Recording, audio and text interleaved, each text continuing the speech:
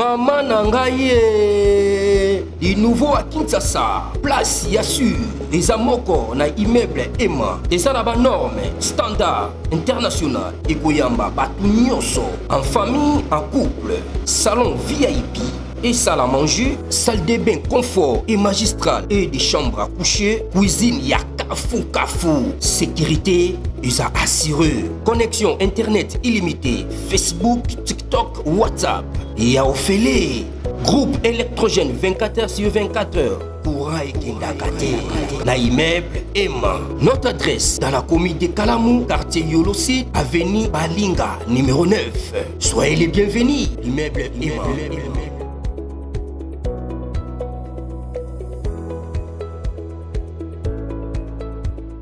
Beauté bandeko balandi ya magazine d'actualité Christian chez vous. Bisika nyonso ozuli baku ya kolanda biso mokolo ya lelo. Nous sommes aujourd'hui jeudi le 17 juillet 2025. Bienvenue à ce nouveau numéro. Bandeko nazo senga bino boy denga na lo momuke. Bato balinga Christian chez vous. En tout cas bo aider biso na eloko moko ezala bien pour na biso. Na pona bino na sengi nanga mbongo te, mais je vous demande une seule chose. Soki vidéo comme le liboso, commencez par liker. Vous likez, vous s'abonner ou partager massivement pour permettre ça de référencer audience nabiso et mata, parce que na minute oh, vous savez ça fait déjà un mois oyo on fait tout ba détruire chaîne nabiso.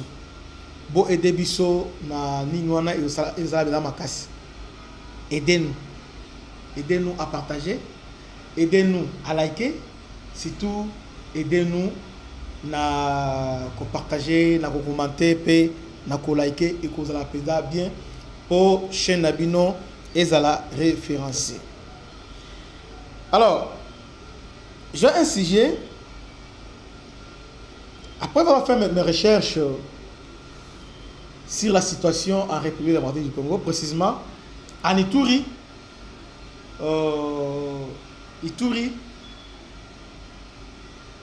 Nord Kivu et Sud Kivu. Je voulais aussi partager avec vous ma réalité pour permettre que tout soit une bonne décision bandeko. Aujourd'hui, notre pays est au bord de l'explosion. Notre Pembo Cannabiso. Il y a un plan qui est déjà établi. Un plan établi pour Kabola Congo, Panza Congo. En fait, nos ennemis ont visé 4 provinces. En premier temps, province clé, on va viser à 4. 1, on va viser Nord Kivu. Dans Nord Kivu, ils ont besoin Yawalkale, Rutshuru, ainsi que Masisi.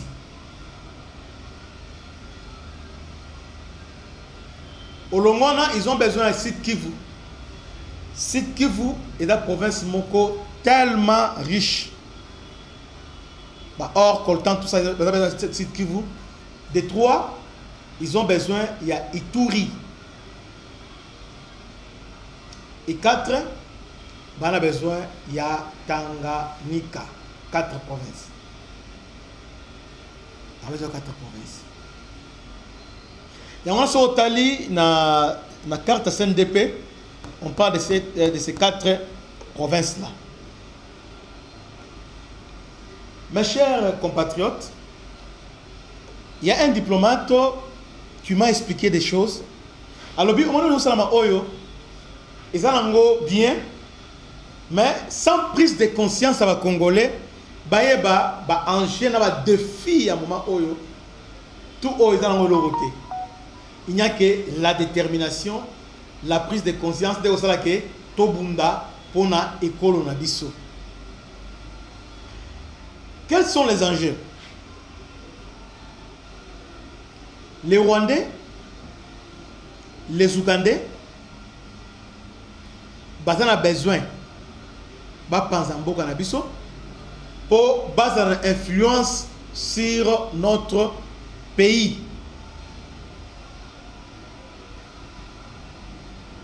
Depuis 30 ans, c'est les Rwandais qui dirigent notre pays. Parce que les habitants qui sont au Congo, depuis 1997, l'État contrôle la terre, c'est les Rwandais qui contrôlent. Ouganda a contrôlé, Rwanda a contrôlé. Donc, ça appelle la contrôle qu'on a. Alors, il y a des choses qui se passent, et Sengeli to analyser malam. Parce que nous faisons souvent l'analyse circonstancielle, du Camboye, tout ça, l'analyse. Mais nous devons sonder Koeba, Makambo et Zio Ponani. Commençons par l'Ouganda. Nous sommes un pays riche, c'est vrai, nous sommes un pays riche, très riche, très riche, très riche, potentiellement riche. L'Ouganda a des ambitions de devenir un géant au niveau Afrique, de l'Est, aussi dans l'Afrique Mobimba. Alors, Ouganda a découvert qu'il y a du pétrole dans le lac Albert. Il y a du pétrole. Nazo banda eloko wana, nazo beta c'était na eloko wana. Parce que si on ne comprend pas ça, bah en wana, le reste oyo, ils ont eloko te. L'Ouganda, quand on a découvert le pétrole dans le lac Albert, et aussi dans le lac Édouard. Parce que le lac Édouard, toujours partageons avec l'Ouganda côté à Rutshuru, à Vichumbi, et puis nous avons le lac Albert, Oyo, na Ituri. Mais, selon la recherche, pétrole, ils ont tous les trois lacs Nabiso, même dans le lac Kivu, il y a aussi du pétrole. Pétrole les années. Dans le lac Kivu, pétrole les années. Mais qu'est-ce que nos voisins basoliga? Parce que au bout on a négocié dans Doha, mais toutes les négociations, et c'est un peu fongo la mission. Parce que dans la négociation, on dit chaque négociation, il y a des concessions. Quand est-ce qu'on fait des concessions? Le pays, chaque pays dans le monde a une armée. Rôle et armée, premier, rôle primaire et armée. Surtout nous, rôle et armée, zanini. Pour le rôle armé, défendre l'intégrité territoriale, c'est un niveau. Mais rôle primaire armé, c'est de faire la guerre. Rôle armé, ils ont des kobunda. Faire des guerres. Rôle et armé, pour ça la bitumba, faire des guerres. Rôle et armé. Pourquoi l'armée doit faire des guerres? Parce que chaque pays qui nous entoure a des ambitions. Apparemment, nous faisons semblant de civiliser alors que nous ne sommes pas civilisés. Nous, les humains, ne sommes pas civilisés. Tolina toujours Koiba, Kokonza, Kosalani. Alors, celle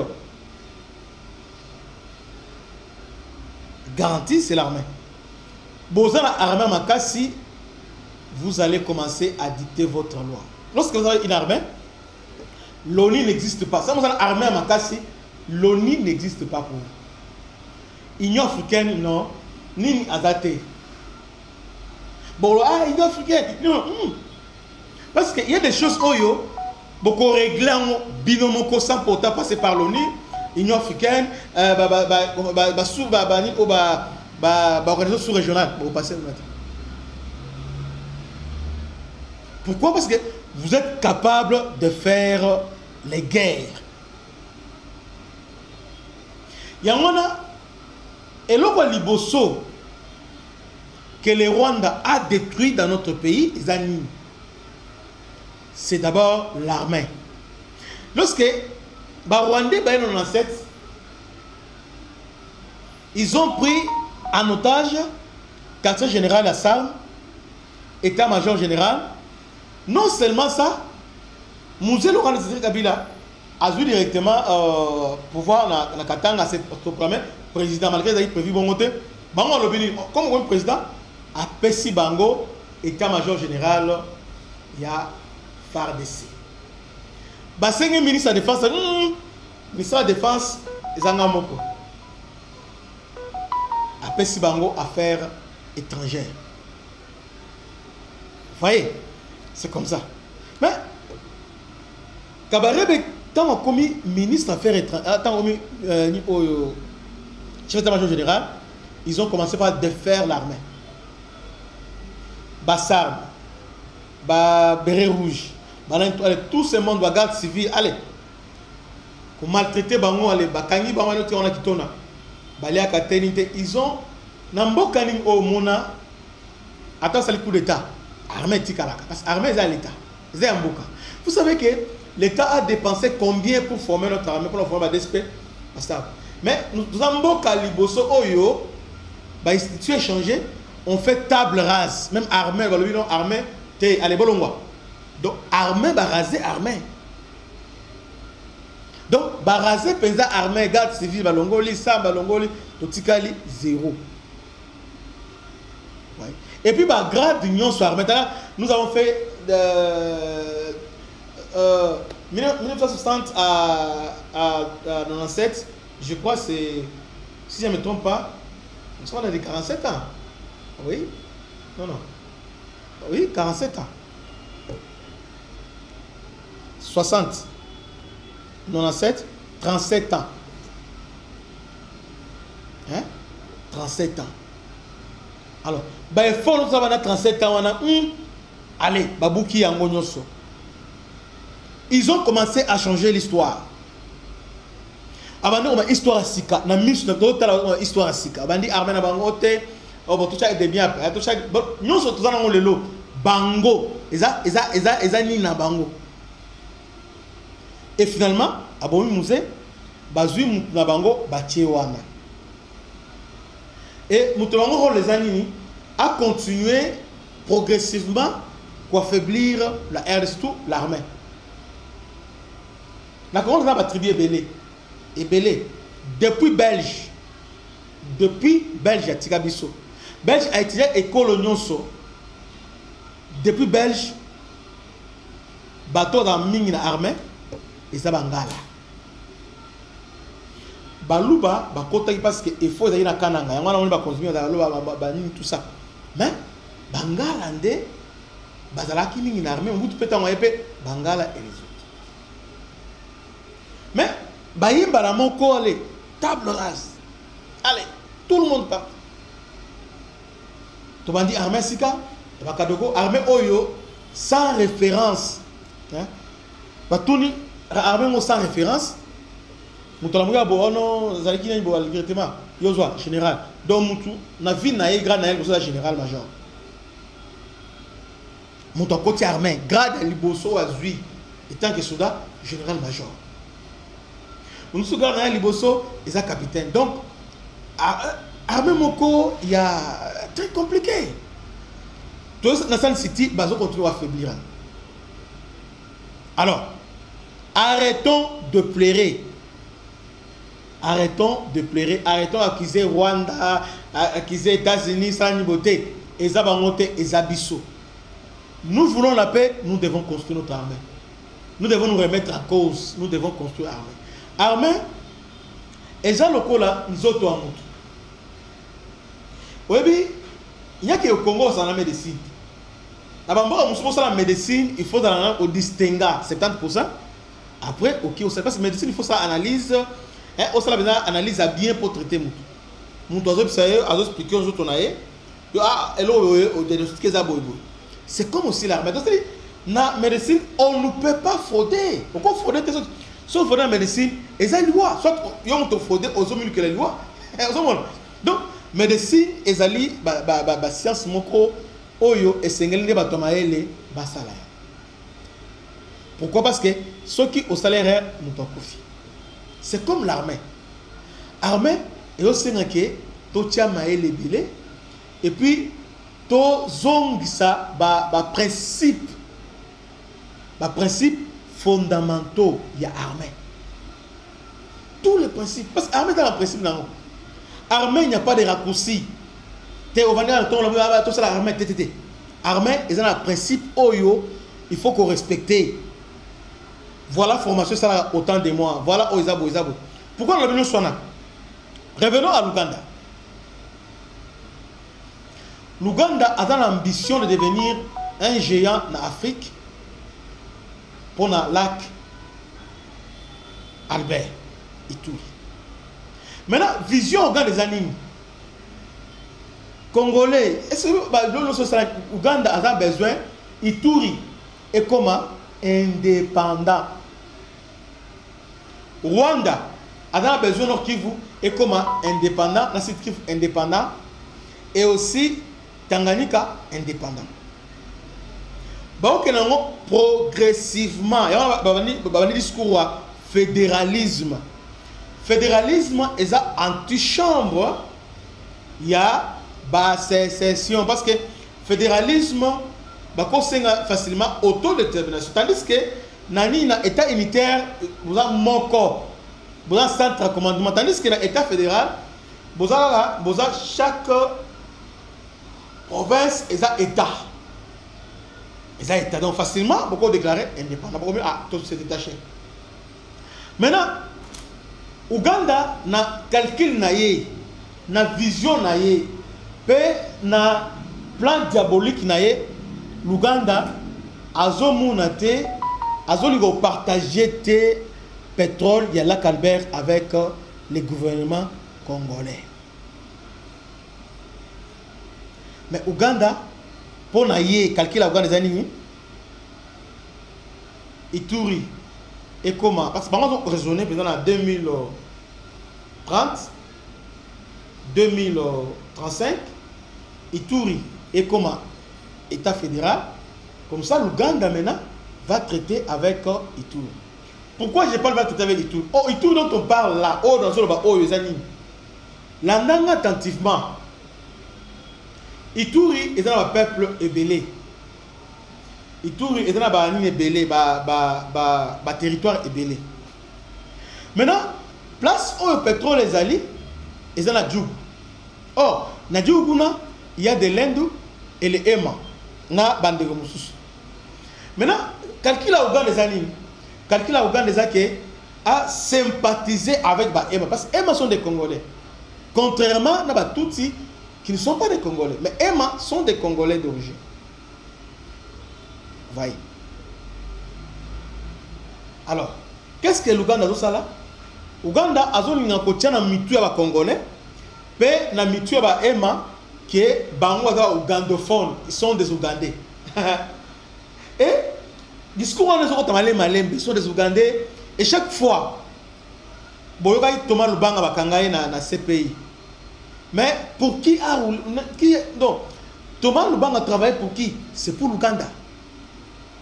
Parce que l'Ouganda est en côté au Turi, l'Ouganda a commencé à se mettre trouble, à favoriser Ema,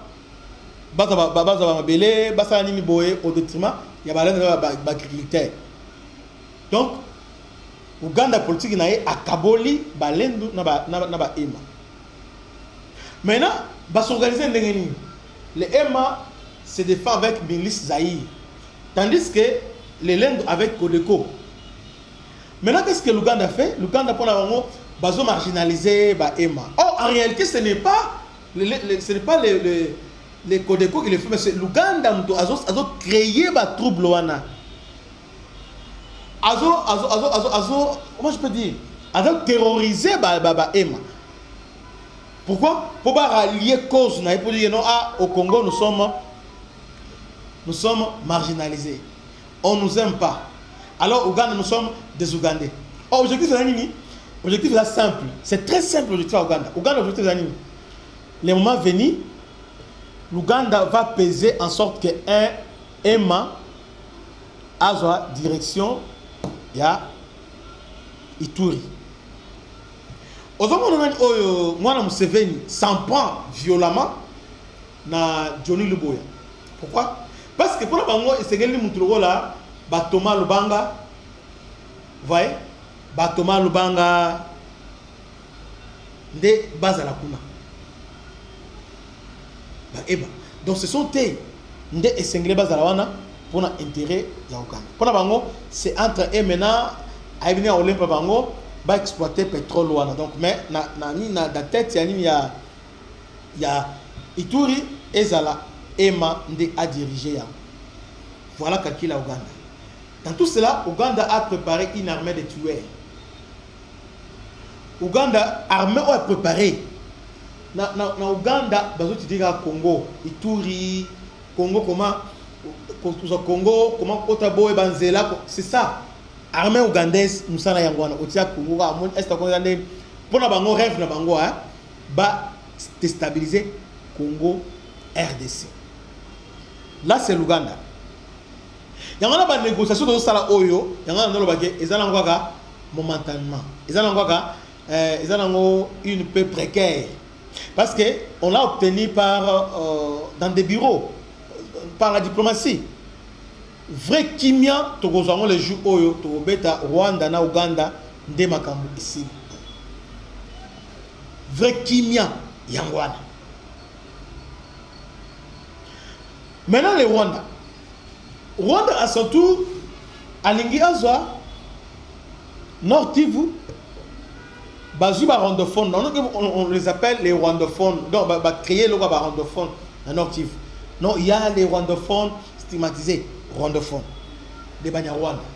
Dans cette Kivu maintenant, les mêmes Rwandais sont des Banyamuleke pour différencier maintenant. Alors que, Badala et Loro Moko.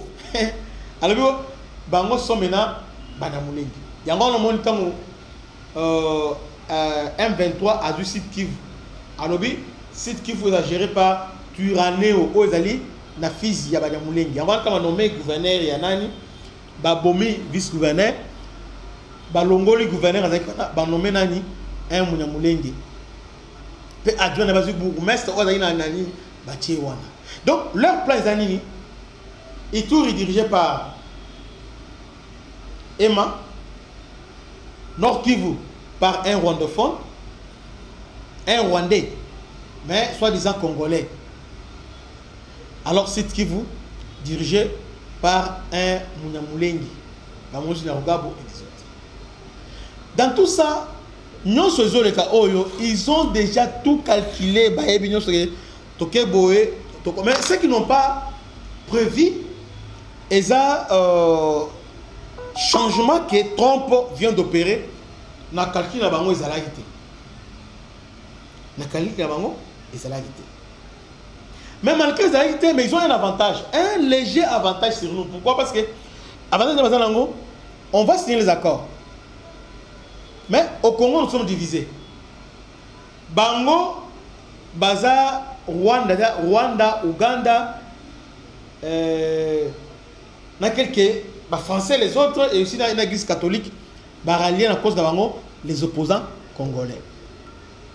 Donc, on a facilité à manipuler l'opinion publique congolaise.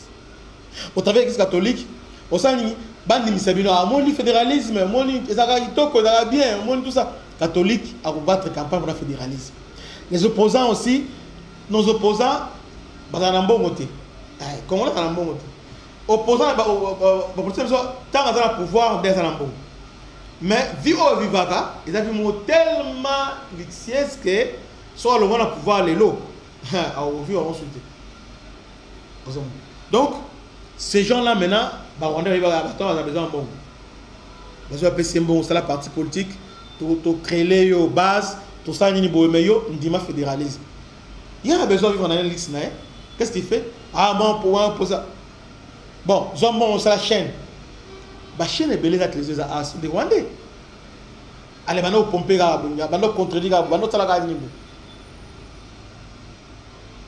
Donc, léger avantage dans cette capacité, il y a influencer l'opinion publique congolaise. Alors, ce que nous devons faire, peut-être dans le ministre,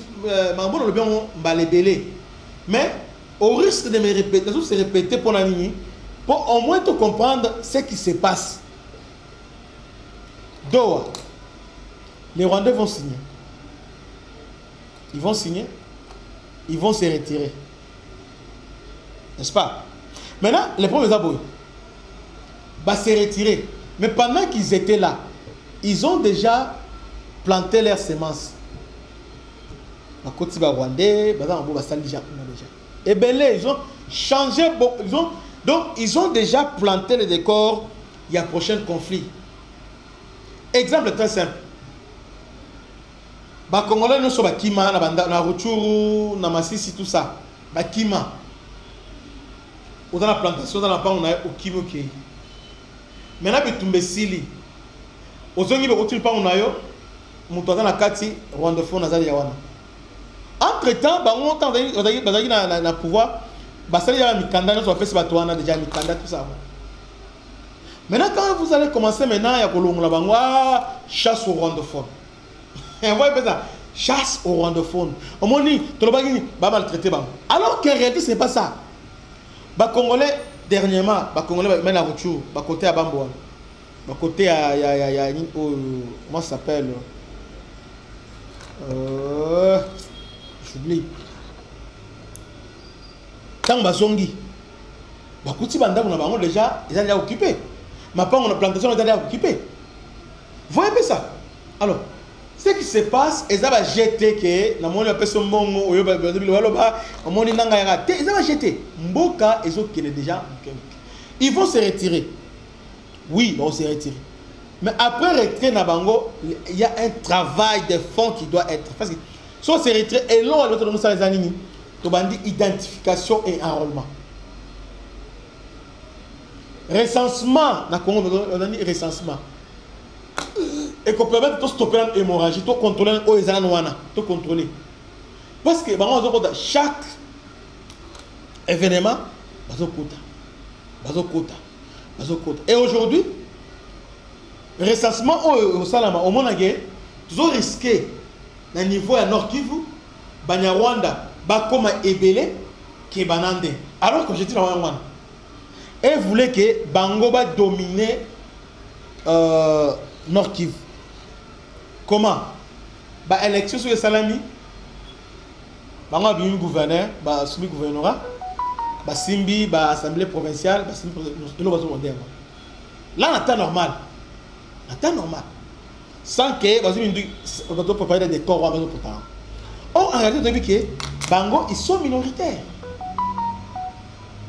Donc, ils ont déjà planté, bah, j'aime déjà un conflit. Papa, Bitumba Oyo, ils ont une sécurité. Il y a, oh non, Mouzé Tenante, ils ont Bitumba, Banana Biso, Bango Nabiso, Pe Bitumba Oyo, so Biso to longi en moté, Banana Biso, Bakoz la Baumbu, il y a Rwandais. Et aujourd'hui, si vous avez une chance, tout le monde a la musique, Banana Biso, Fimbu et pas Batouana, parce que Bazana Mawate, ils n'ont pas pitié. Alors, pour moi, Essengeli, tout s'est préparé. Comment s'est préparé? Dans le niveau d'éducation nationale, Essengeli déjà pour éveiller la conscience des Congolais. Tout changer le système éducatif. Le système d'éducation est inadapté aujourd'hui par rapport à un défi. En tout cas, ils sont inappropriés. Ils ont adopté. Tout le monde, aussi tout ça, la classe, la plupart commerciale, péda, littéraire, mouké, ça l'électronique, mouké, ça la mécanique, mouké, ça l'électricité. Au long ok, na droit, tout le monde aux autres 30%, na 50%, allez, ok, on a la faculté à droit de ça, droit, ok, on a la médecine. C'est comme ça. Alors, on doit maintenant encourager maintenant le système plus pratique. Tout le système est plus pratique, plus pratique. Tout ça là or, tout ça là diamant, tout ça là pétrole les alliés. Maintenant, qu'est-ce que nous devons faire qui va dans la mission initier la bilan c'est ça. Je salue, je combo naël, est-ce pourquoi tout ça là de droit dans le bureau là ba merke ba ngoba yi ba koya ba shino be ba koya pour l'unité kuiba mayene na ba tozi to ndenge mbuto ndo sala na ba université ba luba to ba brillant oh ba distinguer oh ba raisonner bien bozu dans tous les domaines hein ba oyo ba distinguer ba oyo travailler à partir école secondaire ba diplôme ah zibo landelier vous récupérez bango. Université Bozu Batunyo Soana. Vous orientez bango. Ces gens-là, à part non pas que nous sommes ces gens-là de bango bozana constituer service et renseignement na biso. Parce que renseignement renseignement est à nini, est à que non à ça nini bon au fond dans ça ils a parmi moko ba renseignement. Alors que renseignement est mboka est à nini, renseignement ça au ça analyse la situation actuelle ndenge za boye et puis na projeté dans l'horizon 2035 et qu'on a ndenge so il continue boye na 2035 za ndenge ndia renseignement sur la capable de maman ndenge za boye 2030 on va exploser. Déjà à prévenir déjà yo renseignement ils ont anticipé peut appeler la solution mo renseignement c'est aussi pour yeba munguna azana nini azana besoin nini faut tout ça la ndenge. Tout ça, vous avez besoin de votre mayele. Yo, aussi beau frère na yo, asa chômeur, a otimbo comme ministre, allez, ah, qui est le renseignement. Alors, renseignement les amis, azu jaquette à noir, à lati, jaquette à noir, na moi makasi, jaquette à noir, azu trois téléphones, ma téléphone à minene milai, azu à Motorola, a tiena loketo, moko simbi, azu mon c'était moi mulai, atamana mabo yewana sikoyo. Ah, bureau D, c'est pas ça les renseignements. Non. Il y a un été. Et puis, moi, je me suis dit, non, papa, on va dire, depuis quand? Un gars n'a renseignement. Un gars n'a demi-app. Ah, c'est ça. Donc, nous devons, que ça, le service soit un renseignement. Le service soit un ndesiko yango, nde ekosala musala wana, il y a pour mettre en place système d'éducation à biso. Mobutu a fait garde civile ndenge. Garde civile est pas civil. Et puis première mon garde civile. Oui bien. Avec soldat. Nan oyo baramo dans le troisième année parce que c'est secrétaire général. Vous voyez? C'était un système Bandung je crois qui était dans la garde civile. C'est-à-dire service de renseignement était tout ça là boyer. Dans le cadre d'éducation, renseignement va mettre en place l'éducation, tout ça là boyer. Par rapport à besoin d'abisso, par rapport à l'union peuple là, tout ça là boyer. Par rapport il y a armée, tout ça là boyer. Par rapport tout ça là boyer. C'est comme ça. Mais pour y arriver, on a besoin, il y a bateau à patriotisme Bolingamboka parce que Bolingamboka il y a un moment où il suffit na bateau mayele. Vous voyez, on a besoin de loyauté et de la compétence pour tout le monde rwandais ainsi que ougandais. Batama invincible. Il suffit que tu vendi, tu réfléchir bien. Tu vendi pensa bien, tu tali pensa bisiko do marché te. Batouana tu kolonga bango. Tu réussis bango. Et surtout, unité, tu crées unité te na ba dialogue te. Unité, c'est l'armée. Bon dimelanga, unité c'est l'armée, une forte armée. Parce que, bien bon le dialogue. Mais après, Ouganda a retiré Batunaï. Rwanda a retiré Batunaï. Bon c'est dialogue. Parce que, dialogue, ça va faire une banane, va faire les aïeux. Et là, on a dit, oh, on a dit, oh, on va se tenir par Ouganda, on va semer des troubles. Nous n'avons pas la volonté parce que nous sommes influencés, infiltrés par l'extérieur. Il faut qu'on nettoie à l'intérieur. C'est un travail de fond. Il y a ma casse. Et dans ce qui s'appelle le bagage, tu peux savoir ma chance à Salam Salawana. Il le fait très bien. Totikaye à mettre en place, à planter des décors. Comme ça, Oyakoya abandonne la soute, mais à continuer, c'est la continuité. Parce qu'on ne peut pas continuer aux Zalate. Il faut quand même pas placer. Alors, si on aura le dialogue, pour tout mettre en place un système où on peut mettre que tout le monde Rwandais na ba Ougandais. Un nom pour la partage à la poste, on a les appenza et l'autre. Que Dieu vous bénisse. C'était votre humble serviteur, le Bishop Christian. À la prochaine. Ciao. Maman Nangaye, du nouveau à Kinshasa, place Yassur, des amoko na immeuble Emma, des arabes normes, standard, international, et Goyamba, Batunyoso, en famille, en couple, salon VIP, et salle à manger, salle de bain confort et magistrale et des chambres à coucher, cuisine ya kafou. Sécurité ils a assuré. Connexion internet illimitée, Facebook, TikTok, WhatsApp. Et à Ophélie, groupe électrogène 24h/24h. Courant et Kindakate. Na immeuble Emma. Notre adresse dans la commune de Kalamou, quartier Yolosi, avenue Balinga, numéro 9. Soyez les bienvenus. Immeuble Emma.